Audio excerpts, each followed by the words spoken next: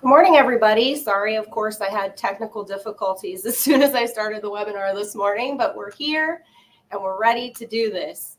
So you are with myself, Christy Wilbert, the Senior Vice President of Medicare Offerings with URL Insurance, and then the beautiful Karen McDaniel, who's our Director of Compliance.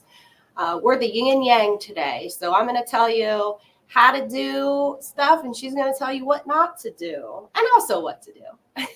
But today's webinar, the topic is Medicare educational and sales seminars. We're doing this topic today because we have been getting a ton of questions about this, Karen and myself, on what you can't do, what you can do, how to market it, when can you have food, when can't you feed people, all of that good stuff. And instead of us continuing to repeat ourselves daily, almost, it seems like, because there's been a lot of interest, we thought, let's do a new webinar, let's record this, let's get it out there for everybody to educate themselves more on this topic, since there's been so much interest. And really, there are three great ways to increase your sales with Medicare. Seminars is a big one. It always has been, it always will be. The next one is mailers, good, reliable, and mailers are always working. And then community engagement. That's so important. I can't stress that enough. And we learn more and more about those three things being successful when we did our focus group here at URL last year. And we covered all of those topics during our conference. We did create a flyer for that. So if you're interested on seeing more on what the 62 plus age range individuals that were in our focus group had to say, I can get that flyer to you if you weren't at our conference last year when we handed it out. So just reach out to me and I'll provide that to you. We also have some great webinars that we did last year that are still out there and relevant and able for you to watch on demand. You can find those in our training library on our website. There's marketing workshops like Marketing Medicare, which is one that I did. I think Karen was on that with me as well. There was Marketing Medicare through Carrier Perspective. I believe Amy Curran from Aetna did that one. It's a great webinar. Grassroots marketing for Medicare, that goes all over the process of mailers, which is one of the top 3 ways to get leads. So I recommend watching that. And then Medicare Leads, and that was with Steve from Lead Concept. So that's a good watch as well. Upcoming events on April 2nd, we have a lunch and learn with Aetna here in our office. If you want to sign up for that, it's on our training calendar.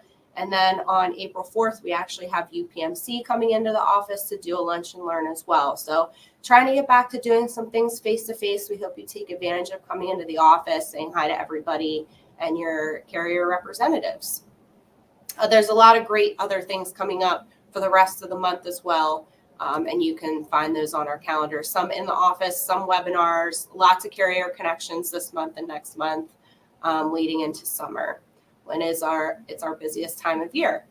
AEP has this big misconception that it's the busiest time of year. Yes, for retention purposes, but we see the most new business come in over the summer months when people are retiring. So it's a good time to plan your marketing for summer. What we plan on teaching you today is how to find the perfect location for seminars, how to market seminars. Make sure you have a good understanding of what to expect with educational versus sales and the compliance around both of those. Really, for a sales seminar, just so you have a full understanding, it is created by the carrier. For a sales seminar, you're going in and you're talking about one specific carrier. They have typically created the presentation for compliance purposes. And most of them actually require you to do training on that presentation before they are willing to let you go out and do that and represent the carrier. Educational, on the other end, is something that you have full control over. You're creating the content, you're marketing yourself, you're not marketing one specific carrier, you're educating on Medicare and setting up appointments later to talk about the sales opportunities. So I'm going to let Karen kick it off here on the compliance end, and then I'll circle back and go over marketing. Thanks, Christy. Good morning, everybody. That was a great segue into what I'm going to be talking about. So like Christy said, educational events, you have control over them. They are designed to just inform Medicare, beneficiaries about original Medicare. Those do not include any marketing of any plan-specific carrier, any carriers, any specific benefits. Whereas marketing and sales events, they're designed to actually steer the attendees towards a specific carrier or a plan.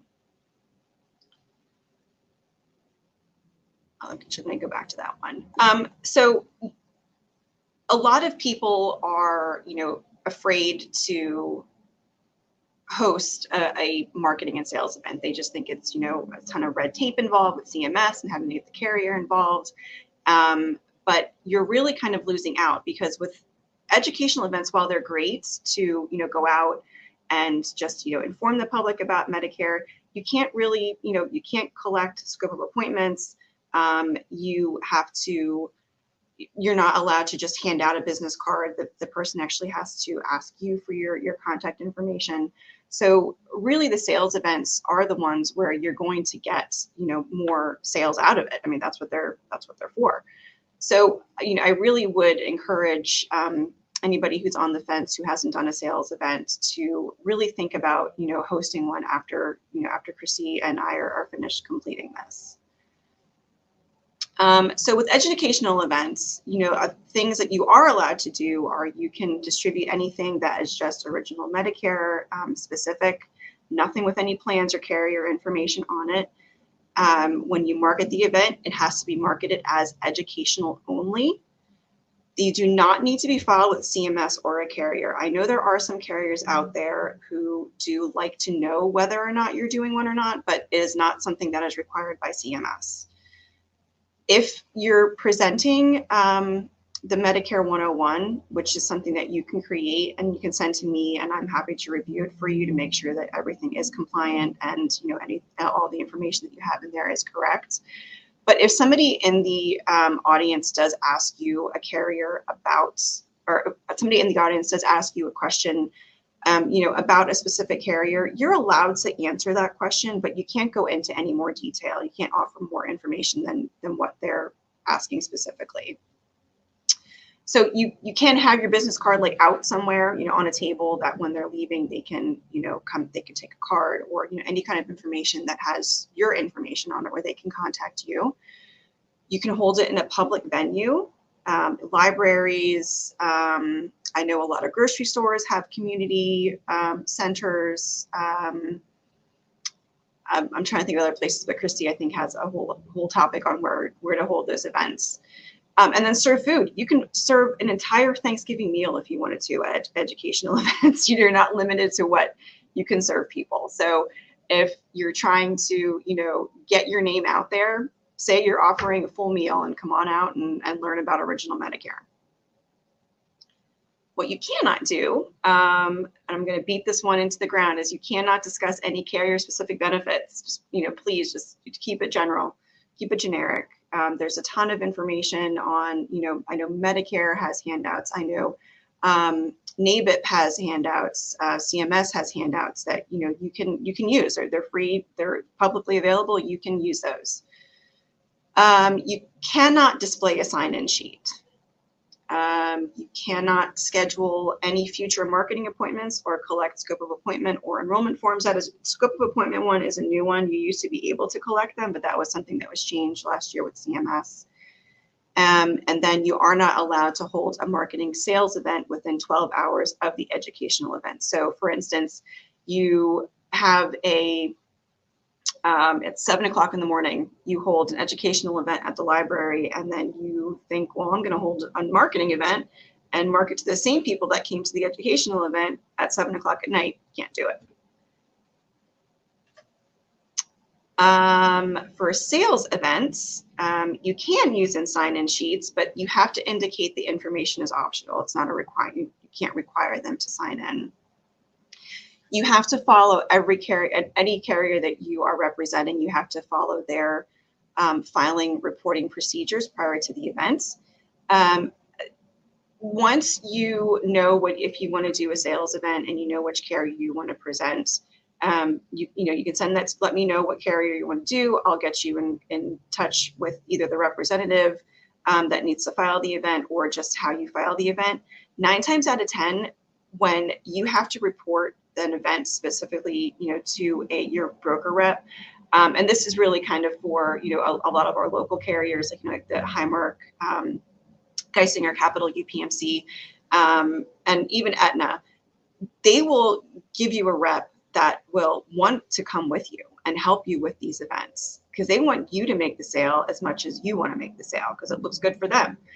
And they want to make sure that you're doing everything correct. And, like Christy said, they give you the presentation and they will train you. If you're, nervous about it or unsure about it, they will train you on it. So the next point is, to make sure that you're only using the carrier approved materials and talking points, but they're going to give those to you. You are allowed to collect scope of appointments and applications because it's a sales event. It's no different than meeting with somebody one-on-one. And then you can schedule future appointments. There's a lot more that you can do with the sales events.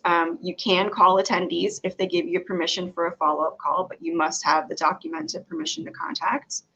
You can give away promotional items as long as it complies with the CMS rules of $15, per person. And then you're only allowed to offer refreshments or light snacks. So, coffee, tea, water, donuts, those kinds of, small pastries. What you cannot do during a sales event is you can't offer health screenings. You are not allowed to request or accept a referral. If they have somebody that they think would benefit from your services, you can, have them give them your contact information and that person can reach out to you. You're not allowed to give away cash or any other monetary rebates. You cannot offer meals again. You're not allowed to cross-sell or promote non-health related products. So, no life, no annuities. But if they have a spouse who is under 65, you can certainly, discuss, penny products or dental vision hearing, any kind of those, health related ancillary. You cannot require them to sign in, and you cannot require them to fill out a scope of appointment or an enrollment form. That's it for me. Christy?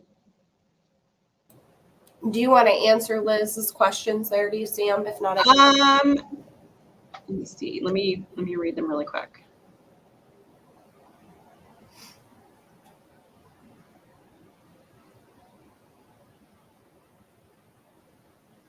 Liz, I'm not sure. Let me get back to you on the folder question.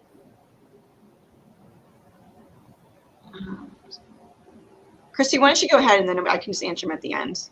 Okay. I don't want to keep. Sure, of course. So number one, when you'd have to first decide, are you going to do sales or are you going to do educational? Which Karen just went over the difference of both of them. And then you're going to decide where you're going to host such seminar, right? So picking your location is probably the most important step of this whole process after deciding which kind of seminar you're going to host. Reason being is because there's a lot of things that can improve upon your location, but there's also a lot of things that can take away from it. We have done it all. We've had them here. We've had them at libraries. We've had them with agencies. And really what we have noticed is that people love a public venue. They don't like to be in an insurance agency or an office of any kind. They feel like they have more liberty to leave or stay, or it's at their own leisure if it's a mutual ground. So I think that's something important to note to you, just because it shows you in our experience over the past 20 some years of doing this. So really in our focus group, again, we learned that most people are really sad that upon retirement that their HR professional that has given them benefits their entire employment does not guide them into Medicare upon retirement. It is really kind of like, good luck, see you later. This is when your group employment ends, and this is when your insurance is going to end. End of story. They really wish somebody was referred to them to help guide them with Medicare, or that they had a relationship with a Medicare agent or agency that would come in to the office and do seminars. They think a lot of employees would appreciate knowing what they're eligible for or what to prepare for their next phase in their life. So really getting those relationships with large places of employment and working with HR departments and directors is a great place to start. Really because it's going to fill the room for you. It's going to do work all by itself. You don't really have that much that you need to engage with, except for nurturing that relationship with the group or organization or HR person, and maintaining it, the strong relationship to be able to continue to do it over years and years.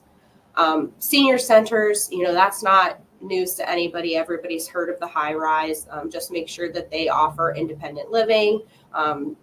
Skilled nursing isn't a good facility to go in. You want to go in where people are still able to make their own decisions with their health care and that sort of thing.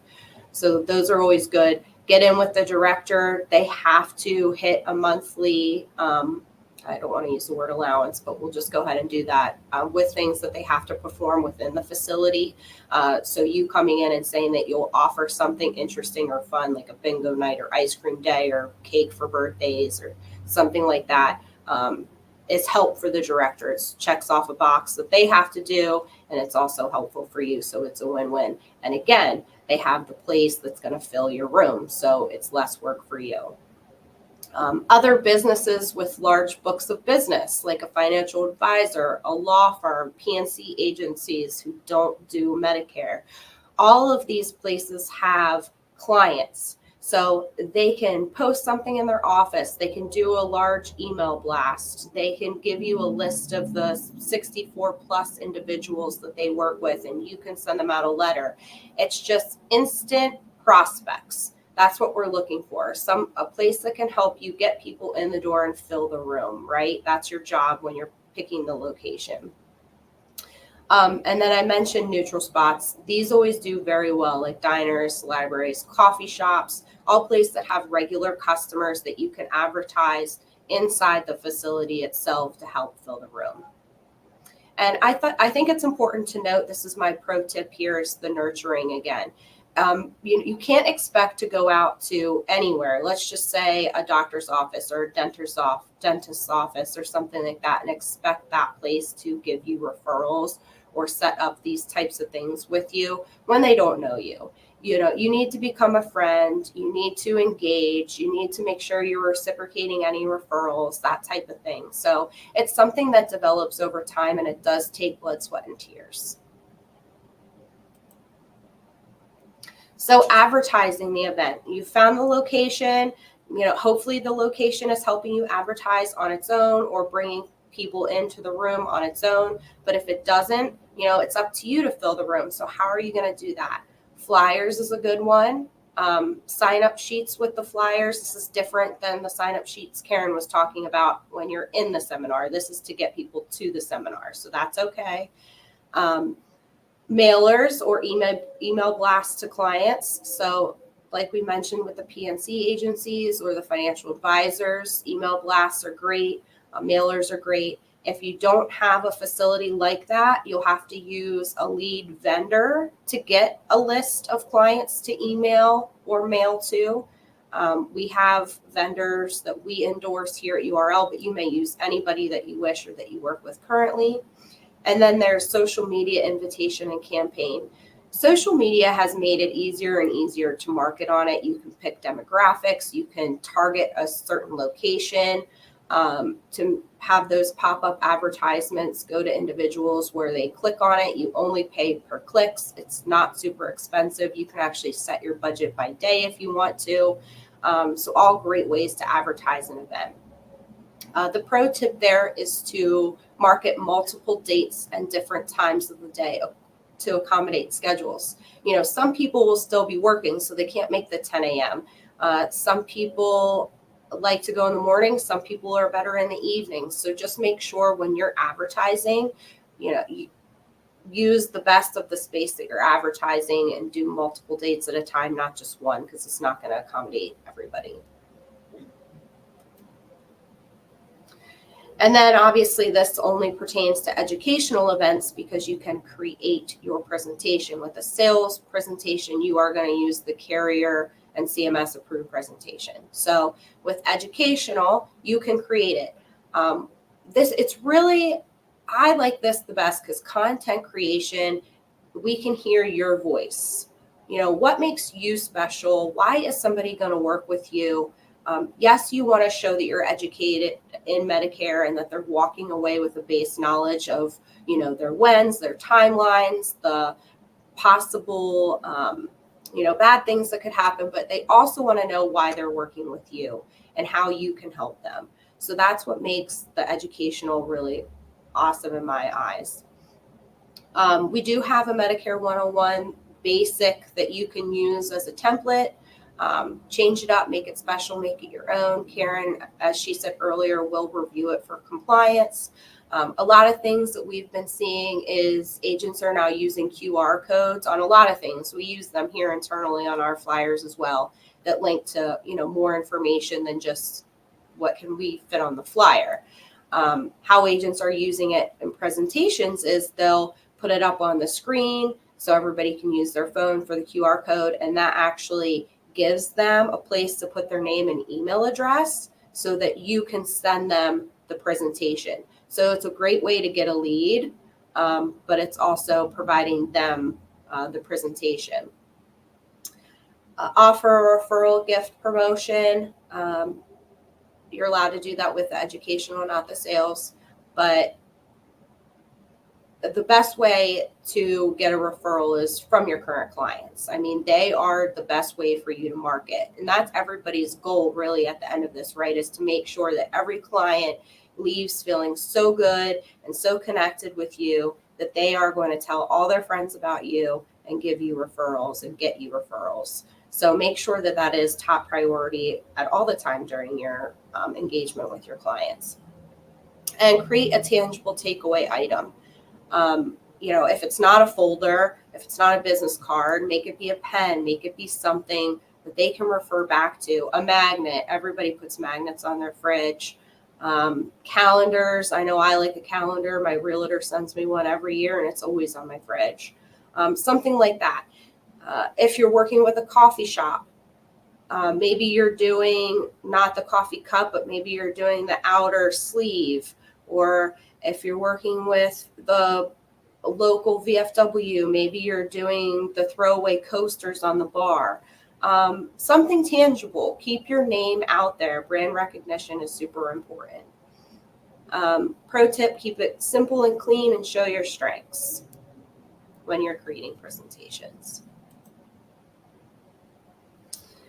Lastly, I just wanted to make sure everybody was aware of our Medicare Connections Conference. We did send out a blast this week letting you know of the date, which is August 22nd. It is going to be in person.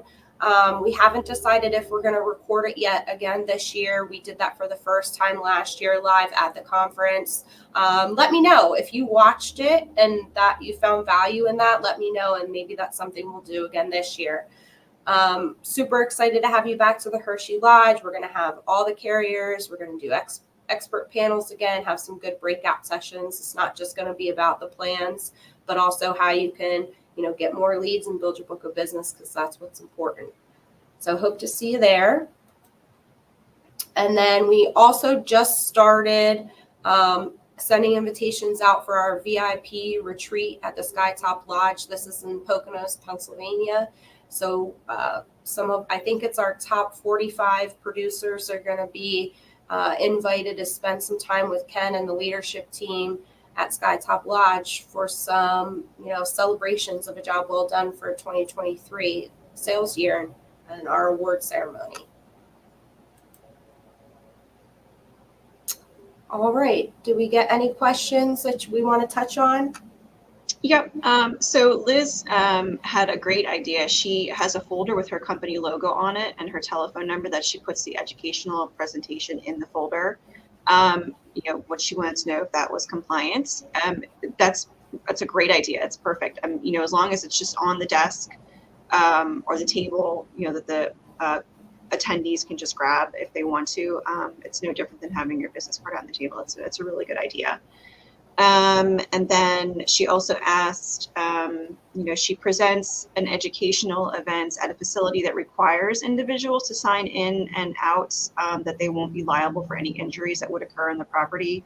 But then that list is given back to the facility. That's fine if that's something that the facility requires, and you're not getting any contact information from those clients. That's fine to do that. And then Terrence asked, he wanted confirmation that I said you cannot accept a referral during your sales event. That's correct. You can't. You're not allowed to accept a referral during your sales event. They can, if they know somebody that could benefit from your services, they can take your card and they can give it to that person. That person can reach out to you. Yep. And Keisha had on there about watching it from last year. Yes, that is still available on our website under the Medicare connections. I can send you the link, Keisha, to watch it now. There is no reason to watch the carrier presentations since we're this far into the year, unless you're still unsure about the products. Then yes, absolutely watch it. But there are 3 breakout sessions with a top producer and how to, organize an agency structure. And there's 2 marketing breakout sessions that we did that you probably would enjoy also. So yes, I still think there's value in watching those. Are brokers ever allowed to do sales events from multiple carriers within the same event?